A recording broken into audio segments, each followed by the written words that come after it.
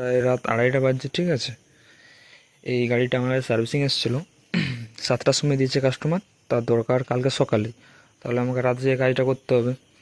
তাকে এস্টিমেট দেওয়া হয়েছিলো 2500 টাকার কাজ হবে, হয়েছে বিল 2300 টাকা। বিলটা পাঠাতে সে আমাকে বলছে এখন যে আমি এখন 1000 টাকা দিতে পারবো, বাকিটা 1 মাস পরে। কিন্তু এটা কাজ করার আগে বলাটা দরকার না? এবারে এই গাড়িটার মালটাই লেগেছে আমার প্রায় 1500-1700 টাকা সামথিং। তাহলে আমার মানে ঘর থেকেই পুরো টাকাটা যদি চলে যায়, আর আমার রাত জেগে কাজ করে কী হলো, তাই না? মানে এরকম কাস্টমারের কি বলবো, কিছু বলার নাই। কীভাবে বিশাল রোজগার নাকি। এবারে দোকানটা গোছাতে গোছাতেই আমার প্রায় 3টা বেজে যাবে। ওই সাইডে 3টা গাড়ি আছে,